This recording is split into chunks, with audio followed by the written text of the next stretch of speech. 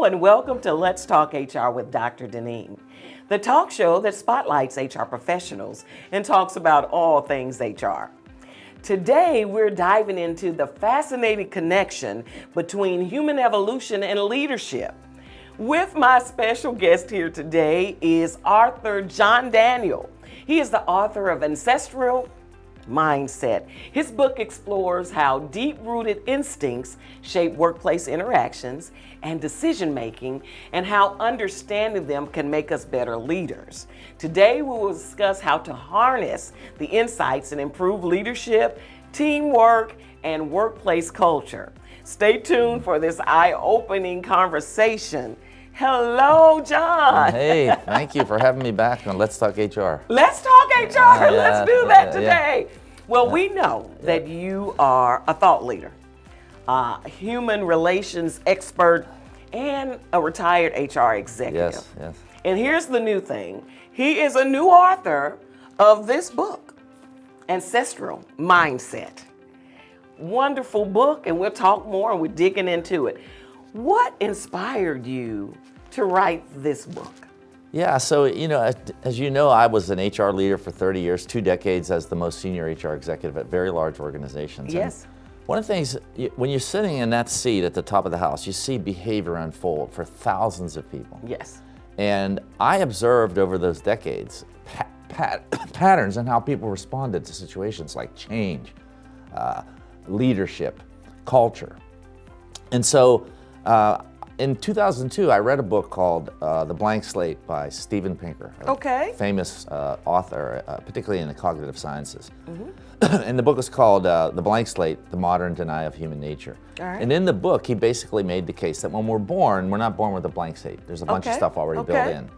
And that's evolutionary psychology. And that really gave me a framework to begin thinking about, oh my gosh, all of these people that work in our workplace have brains that were shaped by evolution, just like our bodies were. And understanding that really gives you insight in how people respond to situations in the workplace. Yes, so evolving, changing over time, these things happen. Yes. So here's the big question. How does that relate to leadership? Tell us how your theory says this relates to leadership. Yeah, I think the thing that the point I try to make in the book is that our brains are shaped by natural selection to respond to the realities of life as hunter-gatherers for millions of years, that shaping enabled us to respond to situations. If you think about hominid, our ancestors' experiences, and let's say you compare the 2 million years of existence of our ancestors and Homo sapiens, our species, and compare it to a calendar year, for example, the existence of our modern life, the last couple hundred years, is like 12 p.m. On December 31st for the whole calendar year. In other words, our life in the modern world is very small and compared to how our brains were shaped over 2 million years. And if we understand why our brains are shaped that way, it's going to give us insights on how to predict how people are going to respond to certain situations. And for example, our brains are highly social in nature. Yes. When philosophers started asking, and historians started asking the question, why are humans so successful? Why did we come to dominate the planet? Yes. Their first conclusion was, well, it's because of our powers of rationality. In fact, in the Linnaean classification of species, we're called Homo sapiens. Yes. Homo sapiens in Latin means wise man. So the reason we came to conquer the planet was because we were really smart. Well, that's not true at all. What we now know is the reason that humans, Homo sapiens, became so successful is because we work really well in groups. Like most of our major mammalian species are faster, they're stronger, they're more ferocious than humans. Individually, we can't compete with a chimpanzee or a lion, but as a group, we can. And what that means is over millions of years, our brains were shaped to work really well in groups. We care about our groups, we identify with our groups, there's an us-them to our nature. We respond well to culture, and if we understand that brain responds to certain situations in certain ways, it's going to help us shape culture, it's going to help us be a better leader, and those insights to me were very powerful. And I just thought, given, there's a lot of books about the brain and how natural selection shaped the brain. There are very few, if any, that are written from the lens of a practitioner. Okay. That says, okay, now that I know these things, what does it mean? Like, how do I apply it? And my book is an attempt to, at the end of every chapter, there's practical suggestions. Yes. If you're a leader, if you're trying to influence people, these are the things you should know. Yeah, and it is in the book, practical things you can do on the job that gives you so much more cultural type feeling to what you are presenting to your employees and how they work as a group. This is great. Okay. This is a fascinating concept. It really is. So tell me this. So how do the principles in this book make us a more effective manager and better at managing teams? Yeah, well, there's a couple. There's a bunch of things that I write about that are sort of wired into our nature. One of them, for example, is this negative bias. So, cognitive scientists have identified the fact that our brain has a slightly negative bias. Okay. And what that means is that we respond to criticism more deeply. We remember bad events longer than good events. When it comes to decision making, we have a loss aversion where we don't like to take losses. So it's more powerful than the more favorable side. And so the question is, okay, so our brain has a negative bias. There's pretty strong evidence that that's true in many venues of human decision making and experience. So that has profound implications for if we're leading people. For example, if we're leading change and we've got a bunch of people in a room, we need to understand that negative bias may mean that people are going to respond to situations with a slightly negative response. Okay. In the book, the chapter on the negative bias is called "The Boss Wants to See You," and it's kind of an anecdote of a time that my boss, the CEO of First Horizon, a guy by the name of Brian Jordan, who I knew very well, had worked with for years, is a great leader. He's a great person. I care deeply about him. But I remember getting a message from him, from his assistant, that Brian wants to see you on the office on Monday. Right. And I thought about that all weekend. Yeah. Now I'm even aware of the fact that that our brain has a negative bias, and I have a very good relationship with Brian. So I didn't really, I really had anxiety about that because of this negative bias on our brain. Yeah. And I think many of our listeners can identify with the situation where they got some kind of notice of something and immediately thought, oh, I'm going to get a raise, or this is going to be a good thing. They think right away. Now, from an evolutionary psychology, from the lens of evolution, the negative bias served us well because it's 2 million years as hunter-gatherers out in a world of scarcity with lots of threats, being very careful about the fact that we may be eaten by a ferocious creature or an enemy or some environmental situation made our brain have this negative bias. And my point I try to make is just being aware of the fact that we have a tendency to respond to situations with a slight negativity or skepticism is healthy, it's built in there, and we need the power of labeling and reappraisal to adjust that. So for example, just being aware of that. When we get news at first, we need to pause and not immediately shift into negative. Yes, absolutely. That is so, this is amazing because if you understand the science and you're managing teams, if you know that any type of change, any type of unexpected announcement called into your boss's office, that negative bias is going to pop up first. Yes. Right? And if we understand this as leaders, then we already know we can make adjustments. We can make adjustments on how we will present this information in order for the course to take place, the negative bias to take place. That's right. Now, how do we make a foundation of what we're trying to announce? So this is so interesting. Fascinating it's so stuff. interesting. Yeah. So in the book, you talk about stress responses. Yes. Right. Yep. And that they're rooted in ancestral past, in our ancestral past. That's right. How can leaders use this in understanding and make a healthier workplace or environment or culture? Yeah, I think the key thing is to recognize that these different levers can create a threat state in our brain. So our brain has kind of a fundamental principle of how it operates. You know, we move from a neutral to reward to a threat state. When our brains are in a neutral to reward state, they perform better. You know, in the days of mechanization, when people were on a production line or whatever, it wasn't really critical.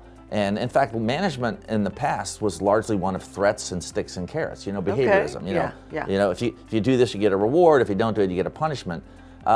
In a mechanistic age, that probably works in the short term. But in the modern age of the modern worker, most of our work is relationship oriented. It's problem solving. It's built. You know, it's coming up with innovative ideas. Well, our brains work really well when they're not in a threat state. Okay. And many leaders and when I first worked at the bank, most of the leaders used threats and sticks and carrots to try to get people to do things. What we know now is our brain is primarily social, and it responds to positive relationships, positive environments. And if we create those environments, a funny thing, our brains actually work better. Scientists do these experiments where they take two groups to solve the same problem or come up with an innovative solution to something.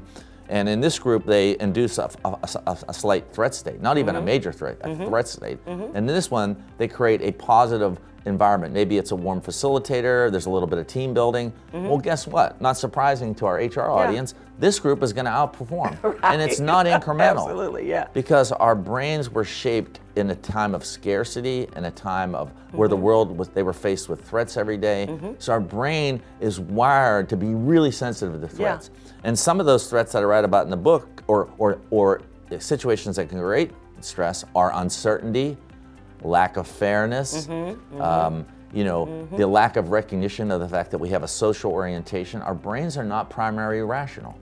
You know, as a leader, for example, you know, it's important that when you get up in front of an audience to influence them, that you give them facts and data. But it's more important that you pay attention to the social needs of the brain. People want to belong. Like, my audience at the bank didn't really care a lot. Some senior leaders did, about whether the bank had a really high, you know, return on equity or efficiency ratio. I mean, to the average employee, I mean, that's not unimportant. But to them, what's important is the organization a good place to work? Do they do things in the community? Are good relationships fostered? And that's serving our social need, which is primarily how our brain operates. I mean, it's important to know these rational data our brain does, you know, can compute and are influenced by that, but they're more influenced by the social aspects. Okay, so the lesson learned from here is that you should make sure that your employees do not undergo stress as much as you can. You know, some things you cannot control.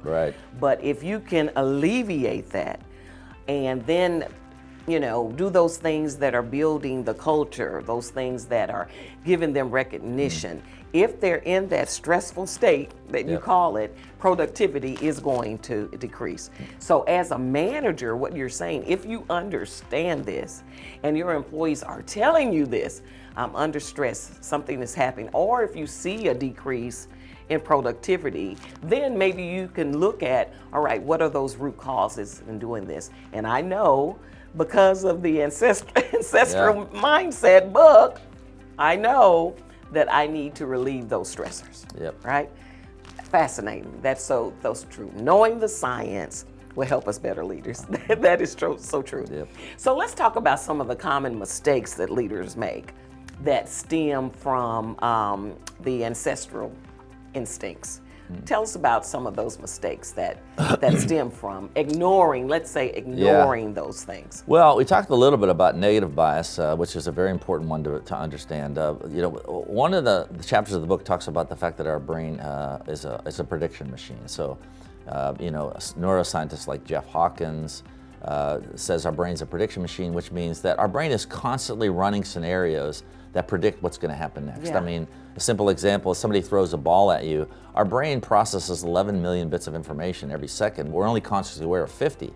So our brain is calculating that object coming at us, its velocity, its trajectory, so we can anticipate it, right? And the same thing happens in the response to other human beings. I mean, we're looking out and we're seeing their facial expressions. Yes. Our brain, because of our 2 million years as hominids, as hunter-gatherers, really pays attention to all this data that's coming into our brain, and it's predicting what's going to happen. Now, what does that mean? Let's make that practical. Uncertainty creates a threat state. When we can't predict what's going to happen next, our brains create a slight threat state. Now, that's not terribly bad. Here's a real practical example. Every day when I drove to work to First Horizon, I could actually, because I took the same route every day, I know my car well, I know where all the levers are, I know the routes. I can actually think about the workday, I could make a phone call, because my brain, it's a predictable path. I'm aware of it, my brain is wired to do that. When I did my fellowship at Harvard, I was driving in Boston in a rental car in an area that I didn't know. And so every step, every mile that I was driving was unpredictable. Yes. Right? So I didn't have the radio on. I wasn't on the phone. I wasn't thinking about work. I was thinking about one thing. I was thinking about driving safely. Right. All right? Because my brain was not, it wasn't able to predict what was going to happen. Now that created the threat state. Now in this case, the threat stats served me well, which is why it's built into our brains from our ancestral past. In other words, that threat state caused me to really pay close attention because I couldn't predict what was going to happen. Yeah. Now, let's translate that into the workplace. When there's change in the workplace, a lot of times employees think that the leaders know what's going to happen and they're not telling them the truth. And that's usually not the case. It may be in some situations. Usually is the leaders are responding to change a little bit ahead of the employees. Yes. But they're not sure what the next steps are going to be. So particularly during mergers and acquisitions. Yes. So the solution to that would be, we always say communicate during change. And people think, well, that's because the information is important, and that's true. But what's more important is you're creating a pattern of behavior that employees can then expect what to happen next. My example I use in the book is when we went through a major merger and I was the head of HR and two companies were coming together. I set up a Friday morning call at 9 a.m. every week, and I said to employees, in this time of change, the one thing I'll guarantee you is at 9 o'clock I'll be on that call. Yes. And that reduced the threat state because they didn't know what was going to happen in the merger. Were they going to lose their job, or process is going to change? I didn't even know the answer, and I was the person making the decision. But I could guarantee that if you call in and listen, I'll tell you everything I know. And when we make a decision, I'll announce it. That creates predictability. So I think the point I make to leaders is, in this uncertain world of a lot of change, people have a slight threat state because of the unpredictability. Yes. And just like they're driving in a city that they don't know. And our job as leaders is to understand that. The threats you're seeing are not people resisting change. It's them struggling with their threat state. Oh, wait a minute. Say that again. Yeah. I mean, a lot of times change, we interpret when people are responding negatively to change that they're fighting the change. And that may be true in a few cases because people don't like certain change, the way processes change, or maybe they don't have the same boss or whatever. But a lot of times it's just people just feeling the anxiety and stress of not being able to predict the future. And then it puts them in that stress. Yep. You got to think of, everybody thinks of the situation they're in now as like a reference point. Like, I like my boss, I like my job, I like the people I work with, and they're able to come into work every day and kind of predict. I mean, the world has change, but it's a change within reason, right? When you go through a massive change, an organizational change, a new CEO, a merger, whatever, that reference point is change. Am I going to have the same boss? Am I going to be doing the same job? Am I going to be working the same process, using the same tools? And so that reference point gets rattled. Yes. And we're not able to predict. That creates a threat state. People aren't fighting change. They're living with the anxiety of this reference point is changing. Everything is changing for them, and it makes them a little bit anxious. Yeah. Or a lot anxious. Unpredictability is, but the answer to that is to create consistency. Yes. Like you did in your example. You created consistency where you assured the employees this is going to happen at a certain time. You will be able to answer all questions or ask all questions, and it relieved some of that stress. That's exactly right. This is great. That's exactly right. This book, it's great. Yep. It's great. So so how do we balance that? So we live in a world of data-driven, right? Data-driven outcomes in the Right. workplace especially. You know, we make changes or we make decisions based on data. And so how do we balance the instinct-driven strategies or decision-making with these modern data-driven strategies? How do we do that? Yeah, I think the first thing to recognize about our brain, as I pointed out, is that our brain is primarily social.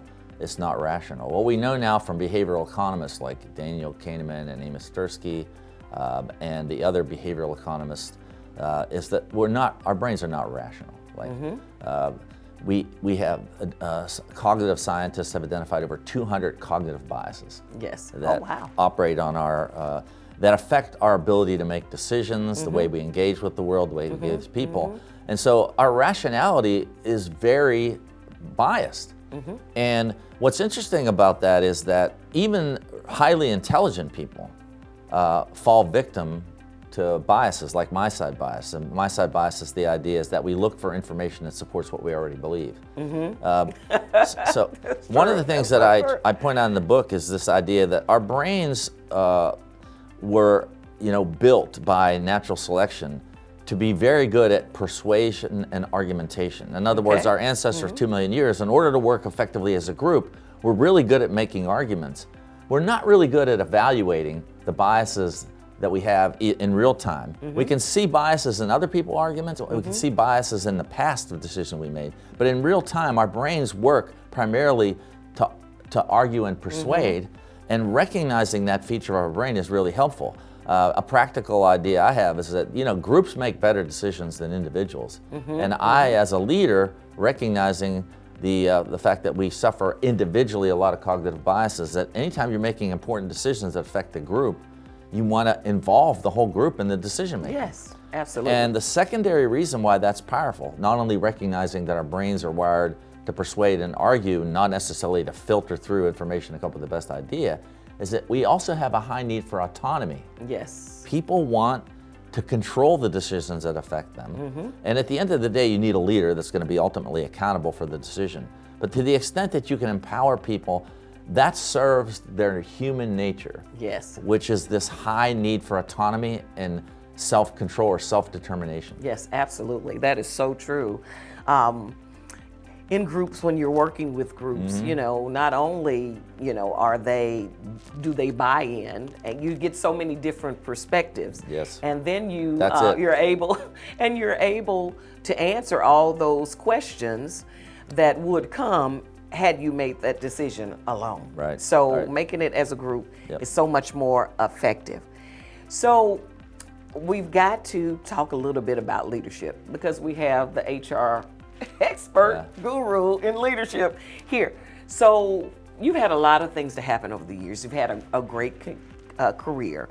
So how did your personal experiences, including being a heart transplant recipient, shape your perspective on leadership and human behavior? Yeah, I think, the personal challenges I had in my life also kind of were very humbling.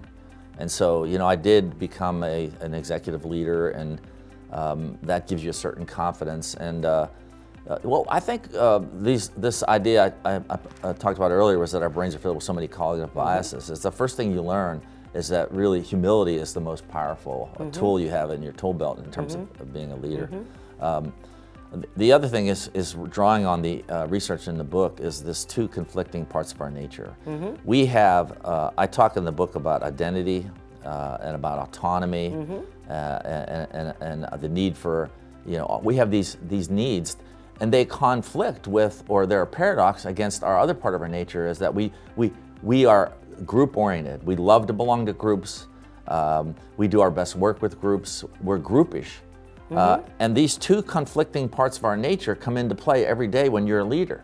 And so as a leader, I learned, first of all, to be humble about trying to interpret other people. As much as I know about human nature, I try to be humble about really understanding what's going on in another person's brain. Like you don't understand people's motivations. You can only understand their nature. Yes. And these two conflicting things happen. How do you affirm a person's identity? How do you affirm their individuality? their need for autonomy, their need for status, but also get them work within a group. Yes. And balancing those two is the genius of leadership. How do I get these really important, powerful individuals acknowledging that part of them, but get them to work together in a group? And a lot of that is through the understanding of how our brains respond to culture, and the levers that you can use to make sure you take these highly autonomous, individualist needing parts of your team and make them one. And in the book, I talk about ways that you can do that. Okay. So here's my last question to you. So if a leader could implement one key lesson from the book, what would it be? I think I'll build on the last conversation, and that is that it is recognizing the power of culture. Like if you could draw kind of stick figures on a board, you'd have all these stick figures that represent individuals in your organization, and then you could draw a little line linking them all together. That little line is what is in our brain, what's called culture. Our brains evolved through millions of years to work together as a group. We respond and do well in groups, particularly with good leadership. And the thing that is really important is understanding the levers of culture. And I always tried to do that. Like, first of all, create group purpose and meaning. Okay. Make the mission and purpose bigger than just doing the job. Make sure that as a leader, your primary job is not to make all the decisions. It is obviously to hold people accountable, but it's to make sure that every member of the group works together. One of the things I could help a person that wasn't highly competent in their job to get better. But if you're a person that's a bad apple that spoils the relationship with the group, I can't have you work for me. Because you destroy the culture. And research has shown one bad apple can blow up a high-powered team. So again, summarizing, the most powerful lesson that you have as a leader is how do I create, you create a culture almost immediately when you get people together. But how do I cement that using the tools of leadership to create a culture that will result in a high performance? And I'll use, in closing, kind of Amy Edmonds' work on, one of them is to create psychological safety, a place where people are not in threat states because their needs for autonomy, their needs for status, their needs for fairness, their needs for predictability are all met. Well, I tell you what, John, this has been an incredible conversation. Your theory about the ancestral mindset talks about culture.